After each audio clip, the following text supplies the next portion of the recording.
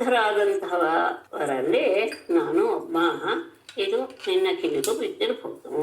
ಮತ್ತೆ ಎಲ್ಲರಲ್ಲಿಯೂ ಅಂತರ್ಯಾಮಿ ಆಗಿರುವಂತಹ ನಿನಗೆ ಮಹಾರಾಜ ಕೃಷ್ಣನಿಗೆ ಹೇಳ್ತಾ ಇರುವಂತಹ ಮಾತು, ನಿನಗೆ ಗೊತ್ತಿಲ್ಲ ಅನ್ನೋದೇ ಇಲ್ಲ. ಎಲ್ಲ ವಿಷಯವೂ ನಿನಗೆ ಗೊತ್ತಿರುತ್ತೆ, ಯಾಕೆಂದ್ರೆ ಎಲ್ಲರಲ್ಲಿಯೂ ನೀನು ನೆಲೆಸಿದ್ಯ. ಮತ್ತೆ ನಿನಗೆ ಕಾಲದ ವ್ಯವಧಾನ ಅನ್ನೋದು ಇಲ್ಲ. ಎಲ್ಲವನ್ನೂ ನೀನು ಎಲ್ಲ ಕಾಲದಲ್ಲಿಯೂ ಭೂತ ಭವಿಷ್ಯ ವರ್ತಮಾನ ಕಾಲದಲ್ಲಿ ಎಲ್ಲವನ್ನೂ ಸಹ ನೋಡುವಂತಹ ಅವನು. ಆದರೂ ನೀನು ಕೇಳದೆ, ಹಾಗಾಗಿ ನಿನ್ನ ಆಜ್ಞೆಯಿಂದ ನಾನು ಹೇಳ್ತೇನೆ ಅಂತ ಆರಂಭ ಮಾಡಿ, ಭೂಮಿಯಲ್ಲಿ ಎಷ್ಟು ಇವೆಯೋ, ಆಕಾಶದಲ್ಲಿ ಎಷ್ಟು ತಾರೆಗಳಿವೆಯೋ, ಎಷ್ಟು ಮಳೆಯಲ್ಲಿ ಬರುವ ನೀರಿನ ಧಾರೆಯಲ್ಲಿ ಹನಿಗಳಿವೆಯೋ, ಅಷ್ಟು ಹಸುಗಳನ್ನ ನಾನು ದಾನ ಮಾಡಿದ್ದೀನಿ. ಮತ್ತೆ ದಾನ ಮಾಡಿದಂತಹ ಹಸುಗಳು ಸಹ ಅತ್ಯಂತ ಉತ್ತಮವಾಗಿರುವಂಥದ್ದು, ಸಾಕಷ್ಟು ಹಾಲನ್ನು ಕರೆಯುವಂಥದ್ದು, ತಾರುಣ್ಯದಲ್ಲಿರುವಂಥದ್ದು, ಒಳ್ಳೆಯ ನಡತೆ, ರೂಪ ಎಲ್ಲದಿಂದ ಕೂಡಿರುವಂತಹ ಕಪಿಲ ಎನ್ನುವಂತಹ ಗೋವುಗಳೇ ಆಗಿದ್ದು ಅನ್ನೋದು ವಿಶೇಷ. ಅವುಗಳೆಲ್ಲವನ್ನು ನಾನು ನ್ಯಾಯ ಮಾರ್ಗದಿಂದಲೇ ಗಳಿಸಿದ್ದೆ. ಮತ್ತೆ ಎಲ್ಲಕ್ಕೂ ಸಹ ಕೊಂಬುಗಳಿಗೆ ಚಿನ್ನದ ಕಲಶವನ್ನ ಇಟ್ಟು, ಗೊರಸುಗಳಿಗೆ ಬೆಳ್ಳಿಯ ಕಲಶಗಳನ್ನು ಹಾಕಿಸಿ ಹೂವಿನ ಹಾರಗಳಿಂದ ಅದನ್ನೆಲ್ಲ ಅಲಂಕಾರ ಮಾಡಿ ಕೊಡ್ತಿದ್ದೆ. ಎಲ್ಲವೂ ಕರುಗಳಿಂದ ಕೂಡಿದಂತಹ ಹಸುಗಳು. ಇಂತಹ ಹಸುಗಳನ್ನು ನಾನು ದಾನ ಮಾಡಿದ್ದೆ. ಮತ್ತೆ ದಾನ ಮಾಡಿದಂತಹ ವ್ಯಕ್ತಿಗಳು ದಾನ ತಗೊಂಡಂತಹ ವ್ಯಕ್ತಿಗಳು ಎಂಥವರು ಅಂತ ಹೇಳಿದರೆ, ಇನ್ನು ಸಣ್ಣ ವಯಸ್ಸಿನವರು, ಸದ್ಗುಣಿಗಳು, ಒಳ್ಳೆಯ ನಡತೆ ಇರುವಂಥವರು, ಸಂಸಾರದ ನಿರ್ವಹಣೆ ಮಾಡಕ್ಕೆ ಅಸಾಧ್ಯವಾಗಿ ಒದ್ದಾಡ್ತಾ ಇದ್ದಂತಹ ವ್ಯಕ್ತಿಗಳು, ಯಾವ ರೀತಿಯ ಗರ್ವ ಅಹಂಕಾರದ ಲೇಷವೂ ಇಲ್ಲದೆ ಇರುವಂತಹ ತಪಸ್ಸುಗಳಾದ ವೇದಾಧ್ಯಯನವನ್ನ ಜೀವನದ ಗುರಿ ಅಂತ ಭಾವಿಸಿದಂತಹ, ಮತ್ತು ಶಿಷ್ಯರಿಗೆ ವಿದ್ಯಾದಾನ ಮಾಡುವುದೇ ನಮ್ಮ ಕರ್ತವ್ಯ, ಅಧ್ಯಯನ ಆಗುವುದನ್ನೇ ವ್ರತವನ್ನಾಗಿ ಇಟ್ಟುಕೊಂಡಂತಹ ಸತ್ಪುರುಷರಿಗೆ ನಾನು ದಾನ ಮಾಡಿದ್ದು. ಅಷ್ಟೇ ಅಲ್ಲ, ಅಂತಹ ಸತ್ಪುರುಷರನ್ನು ಸಹ ನಾನು ವಸ್ತ್ರಾಭರಣಗಳಿಂದ ಅವರನ್ನ ನಾನು ಸಂತೋಷಗೊಳಿಸಿ, ಹೂವಿನ ಹಾರಗಳಿಂದ ಅವರನ್ನು ಅಲಂಕಾರ ಮಾಡಿ ಅವರಿಗೆ ನಾನು ದಾನ ಮಾಡಿದ್ದೆ. ಮತ್ತೆ ನಾನು ಕೇವಲ ಗೋದಾನ ಮಾತ್ರವಲ್ಲ, ಭೂಮಿ, ಚಿನ್ನ, ಗೃಹ, ಆನೆ, ಕುದುರೆ, ದಾಸಿ ಸಹಿತರಾದಂತಹ ಕನ್ಯೆಯರು, ಎಳ್ಳು, ಬೆಳ್ಳಿ, ಹಾಸಿಗೆ, ವಸ್ತ್ರ, ರತ್ನಗಳು, ಆಮೇಲೆ ಮನೆಗೆ ಬೇಕಾದಂತಹ ಸಲಕರಣೆಗಳು, ಯಜ್ಞ ಯಾಗಾದಿಗಳು, ಇಷ್ಟಾಪೂರ್ತ ಕರ್ಮಗಳು ಎಲ್ಲವನ್ನು, ಅಂದ್ರೆ ಆ ದಾನ ಮಾಡಿದ್ದೆ ಅಲ್ಲದೆ ನಾನು ಯಜ್ಞಾಗಾದಿಗಳನ್ನು ಇಷ್ಟಾಪೂರ್ತ ಕರ್ಮಗಳನ್ನು ಸಹ ಮಾಡ್ತಾ ಇದ್ದೆ. ಇಷ್ಟು ಮಾಡ್ತಾ ಇದ್ದಂತಹ ಸಂದರ್ಭದಲ್ಲಿ ಒಮ್ಮೆ ಏನಾಗೋಯ್ತು, ಒಬ್ಬ ಬ್ರಾಹ್ಮಣನಿಗೆ ನಾನು ಕೊಟ್ಟಂತಹ ಹಸು ತಪ್ಪಿಸ್ಕೊಂಡು ಬಂದು ನನ್ನ ಹಸುವಿನ ಗುಂಪಿನಲ್ಲಿ ಸೇರ್ಕೊಂಡ್ ಬಿಡ್ತು. ಅದು ಗೊತ್ತಾಗದೆ ನಾನೇನ್ ಮಾಡ್ಬಿಟ್ಟೆ, ಆ ಹಸುವನ್ನ ಇನ್ನೊಬ್ಬ ಬ್ರಾಹ್ಮಣನಿಗೆ ದಾನ ಮಾಡಿಬಿಟ್ಟೆ. ಅದನ್ನ ತಗೊಂಡು ಹೋಗ್ತಾ ಇದ್ದಂತಹ ಆ ಹಸುವಿನ ಒಡೆಯ ಇನ್ನ ಮೊದಲು ಕೊಟ್ಟಂತಹ ಆ ಬ್ರಾಹ್ಮಣನ ಕಣ್ಣಿಗೆ ಬಿದ್ದ. ಆ ಸಂದರ್ಭದಲ್ಲಿ ಈ ಹಸು ನನ್ನದು ಅಂತ ಅವನು ಗುರುತು ಹಿಡಿದು, ಆಗ ಇಬ್ಬರಿಗೂ ಸಹ ನಂದು ಅಂತ ಮೊದಲನೇವನು, ಎರಡನೇವನು ಇಲ್ಲ ಇದು ನಂದು, ಈಗಿನ್ನು ನಾನು ರಾಜನ ಹತ್ರ ತಗೊಂಡು ಬಂದೀನಿ. ಹೀಗೆ ವಾದ ಮಾಡ್ತಾ ಇಬ್ಬರೂ ಸಹ ನನ್ನ ಹತ್ರ ಬಂದು ತಮ್ಮ ಮಾತುಗಳನ್ನೇ ಸ್ಥಿರಪಡಿಸ್ತಾ ಇದ್ದಾರೆ. ಒಬ್ಬ ಹೇಳ್ತಾ ಇದ್ದಾನೆ, ನೀನು ನನಗೆ ಕೊಟ್ಟಿದ್ದು ಅಂತ. ಯಾರು ತಗೊಂಡು ಹೋಗ್ತಾ ಇದ್ದವನು. ಮೊದಲನೇವನು ಏನ್ ಮಾಡ್ತಾ ಇದ್ದಾನೆ, ನೀನು ನನ್ನದನ್ನ ಕದ್ದು ನೀನು ಅವನಿಗೆ ಕೊಟ್ಟಿದೀಯಾ ಅಂತ ಇನ್ನೊಬ್ಬನ. ಹೀಗೆ ಅವರಿಬ್ಬರು ರಾಜನ ಮೇಲೆ ಆರೋಪ ಹಾಕ್ತಾ ಇದ್ದದನ್ನ ಕೇಳಿ ರಾಜನಿಗೆ ಬಹಳ ಹಿಂಸೆ ಆಗಿಬಿಡುತ್ತೆ. ಏನ್ ಮಾಡ್ಬೇಕು ಅಂತ ಗೊತ್ತಾಗಲ್ಲ. ಅವರಿಬ್ಬರನ್ನು ಸಹ ಬಹಳವಾಗಿ ಕೇಳ್ಕೊಳ್ತಾನೆ, ನಾನು ಇದರ ಬದಲಿಗೆ 1,00,000 ಉತ್ತಮ ಗೋವುಗಳನ್ನು ಕೊಡ್ತೇನೆ, ಆ ಹಸುವನ್ನು ನೀವು ನನಗೇನೆ ತಿರುಗಿ ಕೊಟ್ಟು ಬಿಡಿ. ನಾನು ನಿಮ್ಮಂಥವರ ಸೇವಕನೇ. ಯಾವುದೋ ಒಂದು ಅಚಾತುರ್ಯದಿಂದ ಈ ರೀತಿಯಾದಂತಹ ತಪ್ಪು ನನ್ನಿಂದ ನಡೆದು ಹೋಗಿದೆ. ನನ್ನ ಮೇಲೆ ದಯಮಾಡಿ ಕೃಪೆಯನ್ನು ತೋರಿಸಿ, ನಾನು ಹೀಗೆ ಆಗಿಬಿಟ್ರೆ ನಾನು ದೊಡ್ಡ ನರಕಕ್ಕೆ ಅದರಿಂದ ಅಲ್ಲಿ ಬೀಳೋದನ್ನ ನೀವೆಲ್ಲರೂ ಇದ್ರೂ ಸಹ ತಪ್ಪಿಸಿ ಅಂತ. ಆದರೆ ಮೊದಲನೇವನು, ನೀನು ಏನು ಇದ್ರ ಬದಲಿಗೆ ಕೊಟ್ಟರು ನಾನು ತಗೊಳಕ್ಕೆ ಸಿದ್ಧನಿಲ್ಲ ಅಂತ ಹೇಳಿ ಅವನು ಹೊರಟು ಹೋಗ್ತಾನೆ. ಈಗ ಎರಡನೇ ಸತಿ ದಾನ ಪಡೆದಂತಹ ಬ್ರಾಹ್ಮಣನು ಸಹ ಅವನು ಹೇಳ್ತಾನೆ, ನೀನು 1,00,000 ಗೋವುಗಳಲ್ಲ, ಅದ್ರ ಮೇಲೆ ಇನ್ನ 10,000 ಗೋವುಗಳಲ್ಲ, ಅದ್ರ ಮೇಲೆ ಇನ್ನ 10,000 ಕೊಟ್ಟರು ಸಹ ನಾನು ಅದನ್ನ ತಗೊಳ್ಳಲ್ಲ ಅಂತ ಹೇಳಿ ಅವನು ಸಹ ಹೊರಟು ಹೋಗ್ತಾನೆ. ಇಂತಹ ಸಂದರ್ಭದಲ್ಲಿ ಈ ರೀತಿಯ ಏನು ಸಂದರ್ಭವನ್ನೇ ಕಾಯ್ತಾ ಇದ್ದಿದ್ದು. ಯಾಕೆಂದ್ರೆ ಮರಣಕ್ಕೆ ಒಂದು ಸಂದರ್ಭ ಬೇಕು, ಹುಡುಕ್ತಾ ಇರ್ತಾರೆ ಯಮದೂತರು. ಹೀಗೆ ಮಾಡಿ ಇವನು ಮಾತು ತಪ್ಪುದ ಎನ್ನುವಂತಹ ಸಂದರ್ಭ ಬಂದಾಗ ಆತನನ್ನ ಯಮನ ಪಟ್ಟಣಕ್ಕೆ ಕರ್ಕೊಂಡು ಹೋಗ್ತಾರೆ. ಯಮ ಅಲ್ಲಿ ಕೇಳ್ತಾನೆ, ನೀನು ಮೊದಲು ಪಾಪದ ಫಲವನ್ನ ಅನುಭವಿಸ್ತೀಯೋ ಅಥವಾ ಪುಣ್ಯದ ಫಲವನ್ನ ಅನುಭವಿಸ್ತೀಯೋ? ಯಾಕೆಂದ್ರೆ ನೀನು ಮಾಡಿದ ದಾನದ ಧರ್ಮ ಇದೆಯಲ್ಲ, ಅದು ನಿನಗೆ ಅತ್ಯಂತ ಅಂದ್ರೆ ಎಲ್ಲೇ ಇಲ್ಲದೆ ಇರೋಷ್ಟು ಲೋಕಗಳನ್ನ ನಿನಗೆ ಪ್ರಾಪ್ತವಾಗಿ ಬಿಟ್ಟೆ, ಲೋಕಗಳನ್ನ ನಿನಗೆ ಒದಗಿಸಿಕೊಟ್ಟಿವೆ ಆ ದಾನ. ಹಾಗಾಗಿ ಯಾವುದನ್ನು ಮನೆ ತಗೋತ್ಯಾ ಅಂತ ಕೇಳಿದಾಗ, ನಾನು ಪಾಪದ ಫಲವನ್ನೇ ಅನುಭವಿಸ್ತೀನಿ ಅಂತ ಹೇಳಿದ ತಕ್ಷಣ, ಆಯ್ತು ನೀನು ಪ್ರಾಣಿಯ ನೀಚ ಜನ್ಮದಲ್ಲಿ ಬೀಳು ಅಂತ ಹೇಳಿದ ತಕ್ಷಣವೇ ನಾನು ನನ್ನನ್ನ ಬೀಳ್ತಾ ಇದ್ದೆ ಮೋತಿಕ್ಯಾತ ಆದಂತಹ ರೂಪದಲ್ಲಿ ನನ್ನನ್ನು ನಾನು ನೋಡಿದೆ.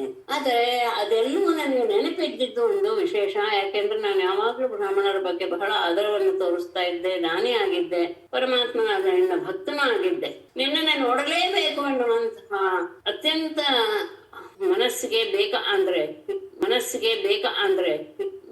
ಯಾವಾಗ್ಲೂ ಬಯಸುವಂತಹ ಸ್ಥಿತಿಯಲ್ಲಿ ಇದ್ದೆ, ನಿನ್ನ ನೋಡ್ಬೇಕು ಅನ್ನುವ. ಹೀಗೆ ನಿನ್ನ ಕೃಪೆ ನನ್ನ ಮೇಲೆ ಇದ್ದಿದ್ರಿಂದ ಹಿಂದಿನ ಜನ್ಮದಲ್ಲಿ ನಾನು ಏನಾಗಿದ್ದೆ, ಯಾಕೆ ಹೀಗಾಯ್ತು ಎಲ್ಲವೂ ಸಹ ನನಗೆ ನೆನಪಿತ್ತು. ಆದರೆ ನೀನು ನನ್ನ ಕಣ್ಣಿಗೆ ಬಿದ್ದಿದೀಯಾ ಅನ್ನೋದು ಮಾತ್ರ ಬಹಳ ಆಶ್ಚರ್ಯದ ವಿಷಯ. ಯಾಕೆಂದ್ರೆ ಶುದ್ಧ ಹೃದಯರಾದಂತಹ ಆತ್ಮಜ್ಞಾನವನ್ನ ಪಡೆದುಕೊಂಡಂತಹ ಆ ಜ್ಞಾನದ ಮೂಲಕವೇ ತಮ್ಮ ಮನಸ್ಸಿನಲ್ಲಿ ಧ್ಯಾನ ಮಾಡ್ತಾ ಇರ್ತಾರೆ ನಿನ್ನನ್ನ ಯೋಗಿಗಳು.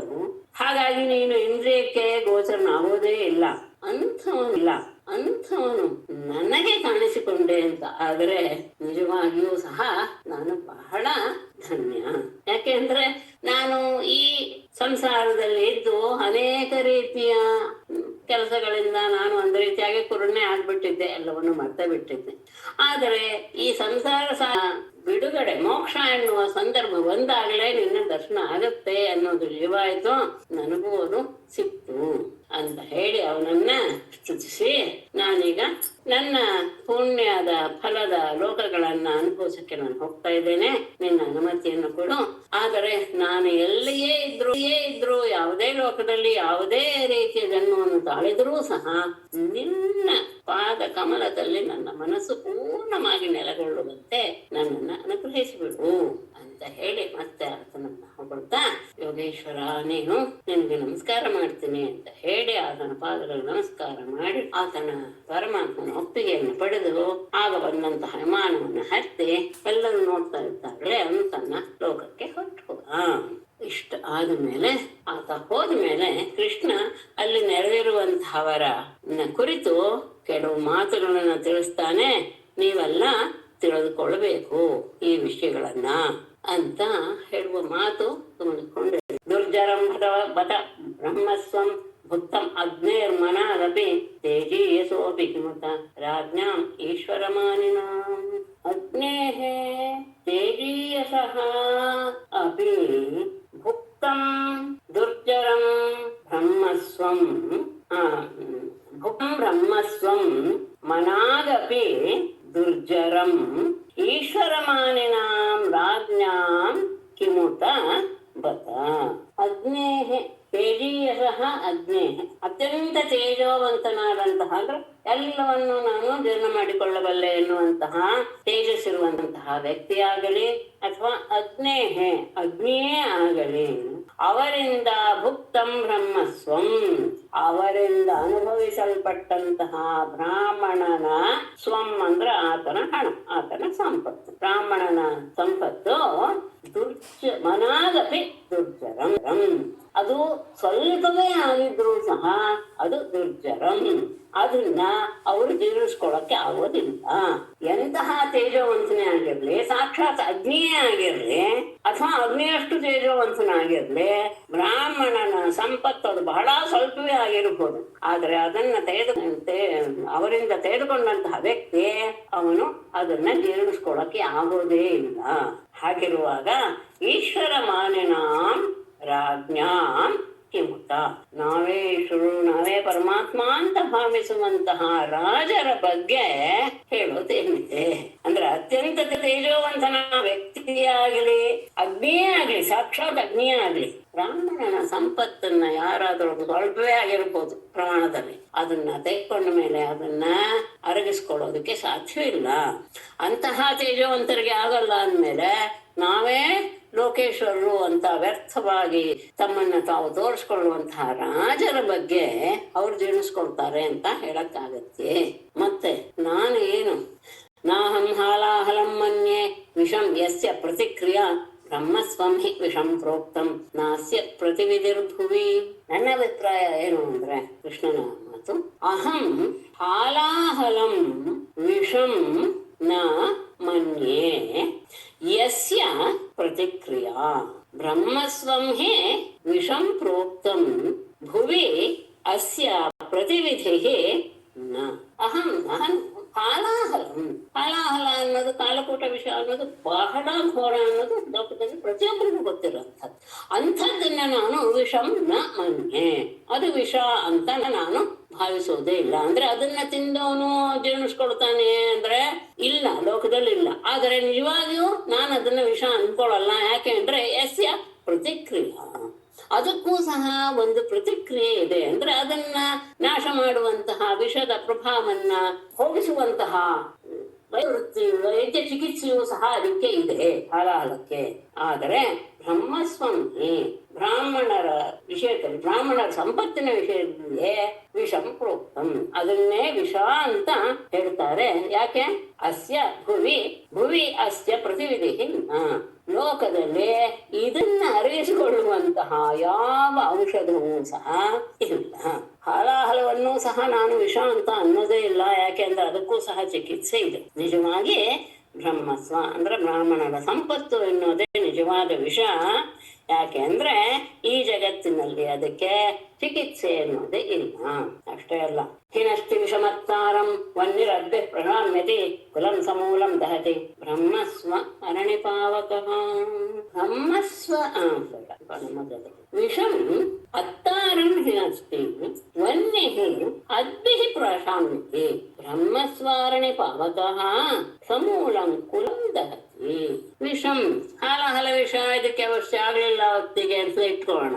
ಆಗ ಅತ್ತಾರಂ ಯಾರದನ್ನು ತಿಂದಿದನೋ ಆ ತಿಂದ ವ್ಯಕ್ತಿಯನ್ನ ಅದು ನಾಶ ಮಾಡುತ್ತೆ, ಅಂದ್ರೆ ಅದು ಅವನನ್ನ ಕೊಲ್ಲುತ್ತೆ. ಹಾಗೇನೆ ಅಗ್ನಿ, ಅಗ್ನಿಗೂ ಒಂದು ಚಿಕಿತ್ಸೆ ಇದೆ. ವನ್ನಿಹಿ ಅಗ್ನಿಹಿ ಪ್ರಶಾಂತಿ, ಬೆಂಕಿ ನೀರಿನಿಂದ ಶಾಂತಗೊಳ್ಳುತ್ತೆ. ಹಾಲಾಹಲ ವಿಷ ತಿಂದವನನ್ನ ನಾಶ ಮಾಡುತ್ತೆ, ಚಿಕಿತ್ಸೆ ಆಗದಿದ್ರೆ. ಹಾಗೇನೆ ವನ್ನಿ ನೀರಿನಿಂದ ಶಾಂತವಾಗುತ್ತೆ.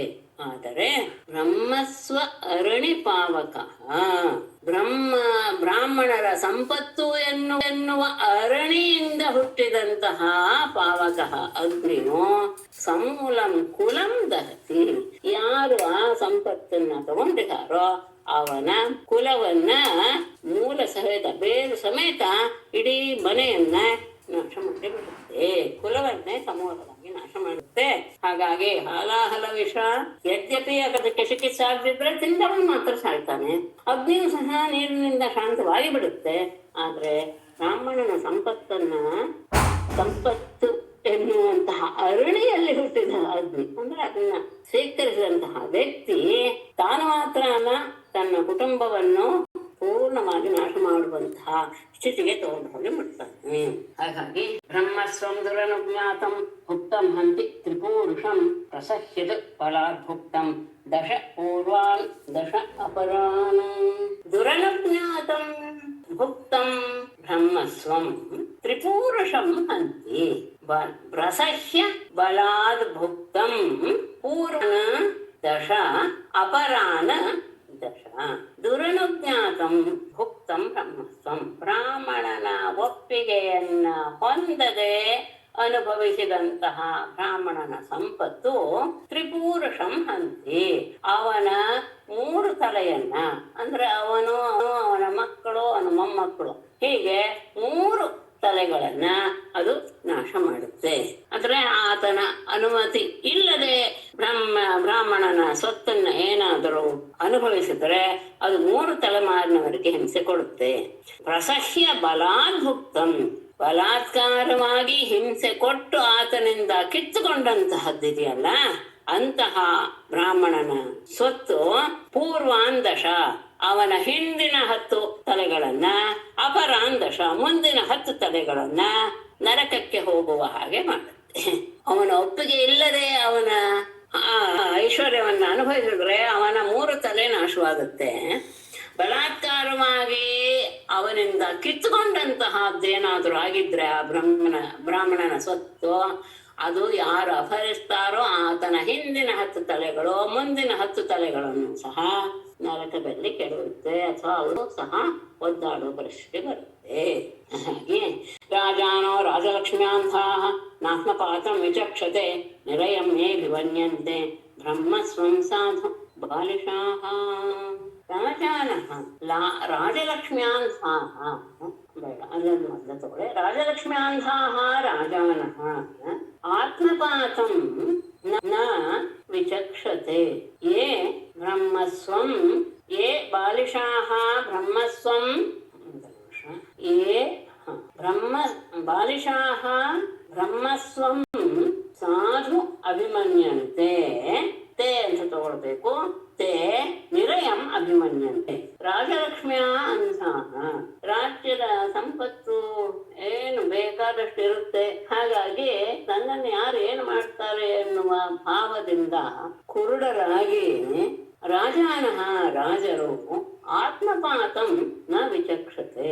ಎಲ್ಲರ ಐಶ್ವರ್ಯವನ್ನು ತಗೊಂಡು ತಿಂತಾರಲ್ಲ, ಹಿಂದೆ ಎಲ್ಲ ಸುಮಾರು ಬಂತು. ಎಲ್ಲರ ಐಶ್ವರ್ಯವನ್ನು ತಗೊಳ್ಬಹುದು, ಆದ್ರೆ ಬ್ರಾಹ್ಮಣನ ಸಂಪತ್ತನ್ನು ಮುಟ್ಟಬಾರದು ಎನ್ನುವಂತಹ ಋತು ತನ್ನ ಮಕ್ಕಳಿಗೆ ಉಪದೇಶ ಮಾಡುವಂತಹ ಸಂದರ್ಭದಲ್ಲಿ ಈ ರೀತಿಯ ಮಾತುಗಳು ಬಂತು. ಆದರೆ ಇದು ಸಂಪತ್ತಿನ ಇದೆಯಲ್ಲ, ಏನು ಅಹಂಕಾರ, ಅದು ತಾನು ಹೀಗೆ ಮಾಡಿದ್ರೆ ತನಗೆ ಹಾನಿ ಆಗುತ್ತೆ ಎನ್ನುವುದನ್ನ ವಿಚಕ್ಷತೆ ಅವರು ಯೋಚನೆ ಮಾಡೋದೇ ಇಲ್ಲ. ಯಾಕೆಂದ್ರೆ ಯೇ ಬಾಲಿಶಾಹ, ಯಾವ ಮೂರ್ಖರಾದಂತಹ ರಾಜರು ಬ್ರಹ್ಮಸ್ವಂ ಸಾಧು ಅಭಿಮನ್ಯಂತೆ, ಬ್ರಹ್ಮಸ್ವವನ್ನ ತನಗೆ ಬೇಕು ಅಂತ ಏನಾದ್ರೂ ಬಯಸಿಬಿಟ್ರೆ, ಬ್ರಹ್ಮಸ್ವ ಬ್ರಾಹ್ಮಣರ ಸಂಪತ್ತು, ಅವರು ನಿಜವಾಗಿಯೋ ನಿರಯಂ ಅಭಿಮನ್ಯಂತೆ, ಅವರು ನಿಜವಾಗಿಯೋ ನರಕದ ಹಾವಿಯಲ್ಲಿ ಬೀಳೋದು ಸಿದ್ಧ. ರಾಜಲಕ್ಷ್ಮಿಯಿಂದ ಕುರುಡಾದಂತಹ ರಾಜರು ತಮಗೆ ಈ ರೀತಿಯಾದಂತಹ ಕೆಲಸ ಮಾಡ್ತಾ ತಮಗೆ ಆಗುವಂತಹ ತೊಂದರೆ ಕೇಡು ಅವರು ನೋಡೋಣ. ಯಾಕೆಂದ್ರೆ ಬ್ರಾಹ್ಮಣನ ಸಂಪತ್ತನ್ನು ಆಸೆ ಪಡುವಂತಹ ಮೂರ್ಖರು ನರಕವನ್ನೇ ಬಯಸ್ತಾ ಇದ್ದಾರೆ ಅಂತಲೇ ತಿಳ್ಕೊಳ್ಬೇಕು. ಮತ್ತೆ ವಿನಂತೆ ಯಾವತಃ ಪಾಂಸೂನ್ ಕ್ರಂದತಾಂ ಅಶ್ರುಬಿಂದವಃ ವಿಪ್ರಾಣಾಂ ಕೃತವೃತ್ತೀನಾಂ ವದಾನ್ಯಾನಾಂ ಕುಟುಂಬಿನಾಂ. ವಿಪ್ರಾಣಾಂ ಕೃತವೃತ್ತೀನಾಂ ವದಾನ್ಯಾನಾಂ ಕುಟುಂಬಿನಾಂ ಕ್ರಂದತಾಂ ಅಶ್ರುಬಿಂದವಃ ಯಾವತಃ ಪಾಂಸೂನ್ ಗೃಹ್ಣಂತಿ. ಹೇಳಬೇಕು, ಎರಡಕ್ಕೂ ಒಟ್ಟಿಗೆ ಹೇಳಬೇಕಾಗುತ್ತೆ. ರಾಜಾನೋ ರಾಜಕುಲ್ಯಾಶ್ಚ ತಾವತೋಬ್ಧ ನಿರಂಕುಶಾಃ ಕುಂಭೀಪಾಕೇಶು ಪಚ್ಯಂತೆ ಬ್ರಹ್ಮದಾಯ ಅಪಹಾರಿಣಃ. ವಿಪ್ರಾಣಾಂ ಕೃತವೃತ್ತೀನಾಂ ವದಾನ್ಯಾನಾಂ ಕುಟುಂಬಿನಾಂ ಕ್ರಂದತಾಂ ಅಶ್ರುಬಿಂದವಃ ಯಾವತಃ ಪಾಂಶೂನ್ ಪ್ರಯಚ್ಛಂತಿ ಗಚ್ಚಂತಿ. ರಾಜಾನಃ ರಾಜಕುಲ್ಯಾಃ ನಿರಂಕುಶಾಃ ಗೃಹ್ಣನ್ತೆ ತಾವತಃ ಅಬ್ಧಾನ್ ಕುಂಭೀಪಾಕೇಶು ಪಚ್ಯಂತೆ. ಒಂದು ಬಿಟ್ಟು ರಾಜಕುಲ್ಯಾಃ ರಾಜಾನಃ ಬ್ರಹ್ಮದಾಯ ಅಪಹಾರಿಣಃ ತಾವತಃ ನಿರಂಕುಶಾಃ ತಾವತಃ ಅಬ್ಧಾನ್ ಕುಂಭೀಪಾಕೇಶು ಪಚ್ಯಂತೆ. ಮತ್ತೆ ಬಿಟ್ಟು ಮತ್ತಿಗೆ ಹೇಳ್ತೇನೆ. ವಿಪ್ರಾಣಾಂ ಬ್ರಾಹ್ಮಣರ ಕೃತವೃತ್ತೀನಾಂ, ಅವರ ಜೀವನದ ಆಸರೆಯಾದಂತಹ ವಸ್ತುವನ್ನ ಸಂಪತ್ತನ್ನ ತೆಗೆದುಕೊಂಡಂತಹ ಸಂದರ್ಭದಲ್ಲಿ ವದಾನ್ಯಾನಾಂ, ಅವರು ಉದಾರಿಗಳಾಗಿ ಕುಟುಂಬಿನಾಂ ಗೃಹಸ್ಥರಾದಂಥವರು ಅವರ ಹತ್ರ ಕಿತ್ತುಕೊಂಡಾಗ ಕ್ರಂದತಾಂ, ಅವರು ಗೋಳಾಡ್ತಾ ಅಶ್ರುಬಿಂದವಃ, ಅವರು ಕಣ್ಣಿನ ನೀರು ಹಾಕೋತಾರೆ.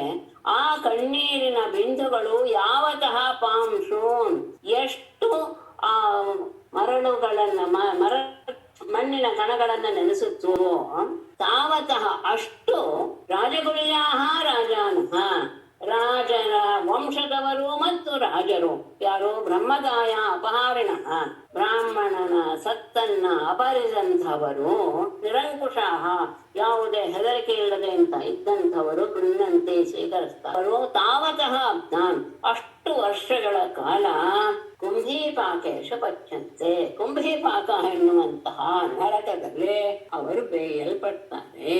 ಉದಾರಿಗಳು ಕುಟುಂಬಿಗಳು ಆದಂತಹ ಬ್ರಾಹ್ಮಣರು ತಮ್ಮ ಜೀವನಕ್ಕೆ ಬೇಕಾದಂತಹ ಸ್ವತ್ತನ್ನ ಯಾರೋ ಒಬ್ಬರು ಅಪಹರಿಸಿಕೊಂಡು ಹೋದಾಗ ಅವರು ದುಃಖದಿಂದ ಕಣ್ಣೀರಿಡ್ತಾರೆ. ಆ ಕಣ್ಣೀರಿನಲ್ಲಿ ಎಷ್ಟು ಹನಿಗಳು ಭೂಮಿಯ ಕಣಗಳನ್ನ ನೆನೆಸುತ್ತೋ ಒತ್ತೆ ಮಾಡುತ್ತೋ ಅಷ್ಟು ವರ್ಷಗಳವರೆಗೆ ಆ ಬ್ರಾಹ್ಮಣನ ಸ್ವತ್ತನ್ನ ಅಪಹರಿಸಿದಂತಹ ರಾಜರು ರಾಜನ ವಂಶದವರು ಸಹ ಕುಂಭಿಪಾಕ ಎನ್ನುವಂತಹ ನರಕಗಳಲ್ಲೇ ಒದ್ದಾಡ್ತಾರೆ. ಮತ್ತೆ ನಾನೇ ಕೊಟ್ಟಿದ್ದು ಅದನ್ನ ಹಿಂತಗೊಳ್ಬಹುದಾ ಅಂದ್ರೆ ಸ್ವದತ್ತಾಂ ಪರದತ್ತಾಂ ವಾ ಬ್ರಹ್ಮ ವೃತ್ತಿಂ ಹರೇ ಜಯ 60 ವರ್ಷ ಸಹಸ್ರಾಣಿ ವಿಷ್ಠಾಯಾಂ ಜಾಯತೆ ಕೃಮಿಃ ಯಹ ಸ್ವದತ್ತಾಂ ಪರದತ್ತಾಂ ವಾ ಬ್ರಹ್ಮವೃತ್ತಿಂ ಹರೇತ್ ಸಹ 60 ವರ್ಷ ಸಹಸ್ರಾಣಿ ವಿಷ್ಠಾಯಾಂ ಕೃಮಿ ಜಾಯತೆ. ಯಾವ ವ್ಯಕ್ತಿಯು ಸ್ವದತ್ತಾಂ ನಾನೇ ಕೊಟ್ಟಿದ್ದು ತಗೋಬಹುದಾ ಅನ್ನೋದ್ರೆ ಇಲ್ಲ, ಪರದತ್ತಾಂ ಬೇರೆಯವರು ಕೊಟ್ಟಿದ್ದಾಗಲೇ ಬ್ರಹ್ಮವೃತ್ತಿ ಬ್ರಾಹ್ಮಣನ ಜೀವನಕ್ಕೆ ಆಧಾರವಾದಂತಹ ಆ ಸ್ವತ್ತನ್ನ ಹರೇತ್ ಅಪಹರಿಸ್ತಾನೋ ಅವನು 60 ವರ್ಷ ಸಹಸ್ರಾಣಿ 60,000 ವರ್ಷಗಳವರೆಗೆ ನಿಷ್ಠಾಯಾಮ್ ಮಲದಲ್ಲಿ ಕೃಮಿ ಜಾಯತೆ ಕ್ರಿಮಿಯ ರೂಪದಲ್ಲಿ ಅವನು ಹುಟ್ಟುತ್ತಾನೆ. ಹಾಗೇನೆ ಅವನು ಹುಳುವಿನ ಹಾಗೆಯೇ ಜೀವನ ನಡೆಸ್ತಾನೆ. ಹುಳುವಿನಾಗಲ್ಲ, ಹುಳುವಾಗಿಯೇ ಜೀವನ ನಡೆಸ್ತಾನೆ. ತಾನೇ ಕೊಟ್ಟಿದ್ದಾಗಿರ್ಬೋದು, ಬೇರೆಯವರು ಕೊಟ್ಟಿದ್ದೇ ಆಗಿರ್ಬೋದು, ಏನೇ ಆಗಿರಲಿ ಬ್ರಾಹ್ಮಣನ ಜೀವನದ ವೃತ್ತಿಯನ್ನ ಸಂಪತ್ತನ್ನ ಅಪಹರಿಸುವಂತಹ ಅವನ ಜೀವನಕ್ಕೆ ಆಧಾರವಾದಂತಹ ಸಂಪತ್ತನ್ನ ಯಾವನ ಅಪಹರಿಸ್ತಾನೋ ಅವನು ಮರದಲ್ಲಿ ಕ್ರಿಮಿಯಾಗಿ ಹುಟ್ಟುತ್ತಾನೆ 60,000 ವರ್ಷಗಳವರೆಗೆ. ಹಾಗೆ ಕೃಷ್ಣ ತನ್ನ ಬಗ್ಗೆ ಹೇಳ್ಕೊಳ್ತಾನೆ. ನಮೇ ಬ್ರಹ್ಮಧನಂ ಭೂಯಾತ್ ಯದ್ ಕ್ರುದ್ಧ ಅಲ್ಪಾಯುಷೋ ನೃಪಾಃ ಪರಾಜಿತಾಃ ಚ್ಯುತ ರಾಜ್ಯಾತ್ ಭವಂತಿ ಉದ್ವೇಜಿನೋ ಅಹಯಃ. ಮೇ ಬ್ರಹ್ಮಧನಂ ನ ಭೂಯಾತ್ ಯತ್ ಗೃಧ್ವಾ ನೃಪಾಃ ಅಲ್ಪಾಯುಷಃ ಪರಾಜಿತಾಃ ರಾಜ್ಯಾತ್ ಚ್ಯುತಾಃ ಭವಂತೆ ಉದ್ವೇಜಿನಃ ಅಹಯಃ ಭವಂತೆ. ಮೇ ನನಗೆ ಬ್ರಹ್ಮಧನ ಭೂಯಾತ್ ಆ ಬ್ರಾಹ್ಮಣರ ಸ್ವತ್ತು ಎನ್ನುವುದು ಖಂಡಿತ ನನಗೆ ಯಾವ ರೀತಿಯಲ್ಲೂ ಬೇಡ. ಯತ್ ಗೃಧ್ವಾ ಯಾವ ಬ್ರಾಹ್ಮಣನ ಸಂಪತ್ತನ್ನ ಅಪಹರಿಸಿದಂತಹ ನೃಪಾಹ ರಾಜರು ಅಲ್ಪಾಂಶಃ ಅಲ್ಪಾಯುಗಳಾಗಿ ಪರಾಜಿತಾಹ ಸೋಲನ್ನ ಅನುಭವಿಸ್ತಾ ರಾಜ್ಯಾತ್ ಚ್ಯುತಾಹ ಭವಂತೆ ರಾಜ್ಯ ಭ್ರಷ್ಟರಾಗಿ ಆಗ್ತಾರೆ. ಅಷ್ಟೇ ಅಲ್ಲ, ಮರಣವನ್ನು ಹೊಂದಿದ ಮೇಲೆ ಉದ್ವೇಜಿನಃ ಅಹಯ ಭವಂತಿ ಎಲ್ಲರೂ ಹೆದರುವಂತಹ ಎಲ್ಲರನ್ನು ಹೆದರಿಸುವಂತಹ ಹಾವಿನ ಜೀವನವನ್ನ ಅವರು ಪಡೀತಾರೆ. ನನಗೆ ಮಾತ್ರ ಅದು ಖಂಡಿತ ಬೇಡ. ಯಾಕೆ ಅಂದ್ರೆ ಯಾವ ಬ್ರಾಹ್ಮಣನ ಸ್ವತ್ತನ್ನ ಅಪಹರಿಸಿದಂತಹ ರಾಜರು ಅಲ್ಪಾಯುಷಿಗಳಾಗ್ತಾರೆ, ಸೋಲನ್ನು ಅನುಭವಿಸ್ತಾರೆ, ರಾಜ್ಯಭ್ರಷ್ಟರು ಆಗ್ತಾರೆ. ಅಷ್ಟೇ ಅಲ್ಲ, ಮರಣ ಹೊಂದಿದ ಮೇಲೆ ಉದ್ವೇಗವನ್ನು ಉಂಟು ಮಾಡುವಂತಹ ಹಾವುಗಳ ಜನ್ಮವನ್ನು ಪಡಿತಾರೆ. ಹಾಗಾಗಿ ಖಂಡಿತ ನನಗೆ ಆ ಬ್ರಾಹ್ಮಣರ ಸ್ವತ್ತು ಬೇಡ. ಹಾಗಾಗಿ ನೀವು ಹೇಗಿರ್ಬೇಕು? ವಿಪ್ರಂ ಕೃತಾಗ ಸಮಪಿ ನೈವ ದೃಶ್ಯತ ಮಾಮಕಾಃ ಘ್ನಂತಂ ಬಹುಶಪಂತಂ ವಾ ನಮಸ್ಕುರುತ ನಿತ್ಯಶಃ. ಮಾಮಕಾಃ ಕೃತಾಗ ಸಮಪಿ ವಿಪ್ರಂ ನೈವ ದೃಶ್ಯತ ಘ್ನಂತಂ ಬಹುಶಪಂತಂ ವಾ ನಿತ್ಯಶಃ ನಮಸ್ಕುರುತ. ಮಾಮಕಾಃ ನನ್ನವರೇ ಯಾದವರೇ, ಕೃತಾಗ ಅಪಿ ವಿಪ್ರಂ ಅವನು ನಿಮಗೆ ನಿಮ್ಮ ವಿಷಯದಲ್ಲಿ ಅವನು ಅಪರಾಧವನ್ನೇ ಮಾಡಿರಬಹುದು, ತಪ್ಪನ್ನು ಮಾಡಿರ್ಬೋದು. ಆದರೂ ನೈವ ದೃಶ್ಯತ ಅವನ ಬಗ್ಗೆ ನೀವು ದ್ರೋಹವನ್ನ ಅಂದ್ರೆ ಅವನನ್ನ ದ್ವೇಷ ಮಾಡುವಂತಹ ಸ್ವಭಾವವನ್ನು ಬೆಳೆಸ್ಕೊಳ್ಬೇಡಿ. ಅಷ್ಟೇ ಇಲ್ಲ, ಘ್ನಂತಂ, ಅವನ್ ನಿಮ್ಮನ್ನ ಹೊಡಿತಾ ಇರ್ಬೋದು, ಬಹುಶಪಂತಮ್ಮ, ಬಹಳವಾಗಿ ನಿಮ್ಮನ್ನ ನಿಂದಿಸ್ತಾ ಇರ್ಬೋದು, ಶಾಪ ಕೊಡ್ತಾ ಇರ್ಬೋದು. ಆದರೂ ಅಂಥವನನ್ನ ನೀವು ನಿತ್ಯಶಃ ಯಾವಾಗಲೂ ಸಹ ನಮಸ್ಕಾರ ಮಾಡ್ತಾ ಅವನನ್ನು ಗೌರವಿಸ್ತಾನೆ ಇರಿ. ಒಂದು ವೇಳೆ ಅವನು ತಪ್ಪು ಮಾಡಿದರೂ ಸಹ, ಆತ ಹೊಡೆದರೂ ಸಹ, ಬೈದರೂ ಸಹ ಅವನಿಗೆ ನೀವು ದ್ರೋಹವನ್ನು ಮಾಡೋದು ಬೇಡ. ಯಾವಾಗಲೂ ಅವನನ್ನ ಗೌರವದಿಂದಲೇ ನಮಸ್ಕಾರ ಮಾಡ್ತಾ ಇದ್ರಿ. ಹೇಗೆ? ನಾನು ಹೇಗೆ ಮಾಡ್ತೀನೋ ಹಾಗೆ. ಯಥಾಹಂ ಪ್ರಾಮೇ ವಿಪ್ರಾನ್ ಅನುಕಾಲಂ ಸಮಾಹಿತಃ ತಥಾ ನಮತ ಯೋಯಂಚ ಯೋನ್ಯಥಾ ಮೇ ಸಹ ದಂಡಭಾತ್. ಯಥಾ ಅಹಂ ಸಮಾಹಿತಃ ಅನುಕಾಲಂ ವಿಪ್ರಾನ್ ಪ್ರಣಮೆ ತಥಾ ಯೋಯಂಚ ನಮತ ಅನ್ಯಥಾ ಯಹ ಅನ್ಯಥಾ ಸಹ ಮೇ ದಂಡಭಾಕ್. ಯಥಾ ಹೇಗೆ, ಅಹಂ ನಾನು, ಸಮಾಹಿತಃ ಬಹಳ ಎಚ್ಚರಿಕೆಯಿಂದ ಜಾಗರೂಕನಾಗಿ ಇಟ್ಟುಕೊಂಡು, ಅನುಕಾಲಂ ಸರ್ವದಾ ಎಲ್ಲ ಕಾಲದಲ್ಲಿಯೂ ಸಹ ವಿಪ್ರಾನ್ ಪ್ರಣಮೆ ಬ್ರಾಹ್ಮಣರನ್ನು ನಾನು ನಮಸ್ಕಾರ ಮಾಡ್ತಾನೆ ಇರ್ತೀನಿ. ತಥಾ ಹಾಗೆಯೇ ಯೂಯಂಚ ನಮತ ನೀವುಗಳು ಸಹ ಹಾಗೆ ಬ್ರಾಹ್ಮಣರನ್ನೇ ಗೌರವದಿಂದ ನಮಸ್ಕಾರ ಮಾಡ್ತಾ ಇರಿ, ಬಹಳ ಜಾಗರೂಕರಾಗಿದೆ. ಯಹ ಅನ್ಯಥಾ ಯಾವ ವ್ಯಕ್ತಿಯು ಬೇರೆ ರೀತಿಯಾಗಿ ನಡ್ಕೊಳ್ತಾನೋ, ಅಂದ್ರೆ ಬ್ರಾಹ್ಮಣರ ಬಗ್ಗೆ ವಿರುದ್ಧವಾಗಿ ನಡ್ಕೊಳ್ತಾನೋ, ನನ್ನ ಆಜ್ಞೆಯನ್ನು ಯಾರು ಉಲ್ಲಂಘಿಸ್ತಾನೋ ಸಹ ಅಂಥವನು ಮೇ ದಂಡ, ನನ್ನ ಶಿಕ್ಷೆಗೆ ಗುರಿಯಾಗ್ತಾನೆ. ನಾನು ಹೇಗೆ ಬಹಳ ಎಚ್ಚರಿಕೆಯಿಂದ ಸರ್ವಕಾಲದಲ್ಲಿಯೂ ಸಹ ಬ್ರಾಹ್ಮಣರನ್ನ ಬಹಳ ಗೌರವಪೂರ್ವಕದಿಂದ ನಾನು ನಮಸ್ಕಾರ ಮಾಡ್ತೀನೋ, ಹಾಗೆಯೇ ನೀವು ಸಹ ಬ್ರಾಹ್ಮಣರಿಗೆ ನಮಸ್ಕಾರ ಮಾಡಿ. ಮತ್ತೆ ಹಾಗೆ ಯಾರು ಮಾಡೋದಿಲ್ವೋ ಅವರು ನನ್ನ ಶಿಕ್ಷೆಗೆ ಗುರಿಯಾಗ್ತೀರಾ. ಬ್ರಾಹ್ಮಣಾರ್ಥೋ ಹ್ಯಪರುತಃ ಹರ್ತಾರಂ ಪಾತಯತ್ಯಧಃ ಅಜಾನಂತಮಪಿಹ್ಯೇನಂ ಮೃಗಂ ಬ್ರಾಹ್ಮಣ ಗೌರಿವ. ಅಪಹೃತಃ ಬ್ರಾಹ್ಮಣಾರ್ಥಃ ಹರ್ತಾರಂ ಅಧಃ ಪಾತಯತಿ ಹಿ ಅಜಾನಂತಂ ಅಪಿ ಏನಂ ಮೃಗಂ ಬ್ರಾಹ್ಮಣ ಗೌಃ ಇವ. ಅಪಹೃತಃ ಅಪಹರಿಸಲ್ಪಟ್ಟ ಬ್ರಾಹ್ಮಣಾರ್ಥ, ಅರ್ಥ ಅಂದ್ರೆ ಹಣ, ಬ್ರಾಹ್ಮಣನ ಸಂಪತ್ತು. ಹರ್ತಾರಂ ಯಾರು ಅಪಹರಿಸ್ತಾನೋ ಅವನನ್ನ ಅಧಃಪಾತಯತಿ ಕೆಟ್ಟ ಲೋಕಕ್ಕೆ ಅವನನ್ನ ತಳ್ಳಿಬಿಡುತ್ತೆ. ಯಾವಾಗಲೂ ಸಹ ಬ್ರಾಹ್ಮಣನ ಸತ್ತನ್ನ ಅಪಹರಿಸಿದಂತಹ ವ್ಯಕ್ತಿ ದುರ್ಗತಿಯನ್ನು ಹೊಂತಾನೆ. ಹೇಗೆ? ಹೇಗೆಂದರೆ ಅಜಾನಂತಮಪಿ ಏನೂ ಗೊತ್ತಿಲ್ಲದೆ ಇದ್ರು ಸಹ ಏನಂ ಮೃಗಂ ಈ ಮೃಗ ಮಹಾರಾಜನನ್ನ ಬ್ರಾಹ್ಮಣ ಗೌಹೂಹಿವ. ಹೇಗೆ ಬ್ರಾಹ್ಮಣನ ಹಸು ಅವನನ್ನ ಪಾತಾಳಕ್ಕೆ ಇಂತಹ ನೀಚ ಜನ್ಮದಲ್ಲಿ ಹುಟ್ಟುವ ಹಾಗೆ ಮಾಡಿಬಿಡ್ತು. ಗಮನಿಸಿ, ಅವನದು ಏನೂ ತಪ್ಪಿಲ್ಲ. ಅವನಿಗೆ ತಪ್ಪಿಲ್ಲ ಅಂದ್ರೆ ಅವನಿಗೆ ಏನೂ ಗೊತ್ತಿಲ್ಲ. ಈ ವಿಷಯ ಗೊತ್ತಿಲ್ಲದೆ ನಡೆದಂತಹ ವಿಷಯದಲ್ಲಿಯೂ ಸಹ ಒಬ್ಬ ಬ್ರಾಹ್ಮಣನ ಸಂಪತ್ತು ಹಸು ಹೇಗೆ ಅವನನ್ನ ಇಂತಹ ನೀಚ ಜನ್ಮದಲ್ಲಿ ಹುಟ್ಟುವ ಹಾಗೆ ಮಾಡಿಬಿಡ್ತು ಅಂದ. ಆದ್ದರಿಂದ ಬ್ರಾಹ್ಮಣನ ಸಂಪತ್ತನ್ನ ಅಪಹಾರ ಮಾಡಿದಂಥವನು ಖಂಡಿತ ದುರ್ಗತಿಯನ್ನ ಹೊಂದ್ತಾನೆ. ಏವಂ ವಿಶ್ರಾವ್ಯ ಭಗವಾನ್ ಮುಕುಂದೋ ದ್ವಾರಕೌಕಸಃ ಪಾವನಃ ಸರ್ವಲೋಕಾನಾಂ ವಿವೇಶ ನಿಜ ಮಂದಿರಂ.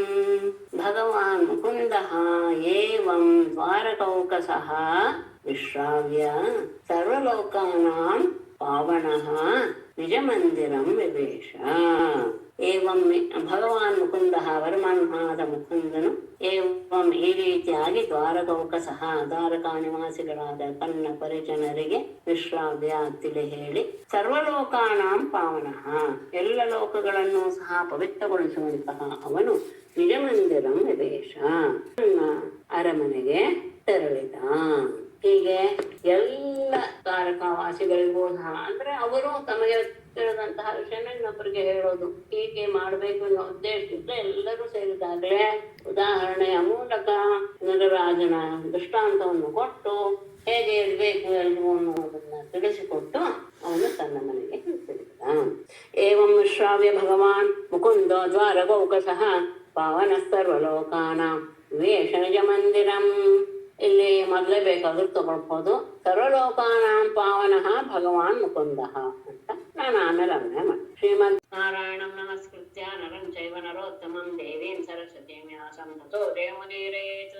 ಸರ್ವೇ ಭವಂತು ಸುಖಿನಃ, ಸರ್ವೇ ಸಂತು ನಿರಾಮಯಾಃ, ಸರ್ವೇ ಭದ್ರಾಣಿ ಪಶ್ಯಂತು. ಭವೇತ್. ಧನ್ಯವಾದಗಳು. ಧನ್ಯವಾದಗಳು. ಧನ್ಯವಾದಗಳು. ನಮಸ್ತೆ.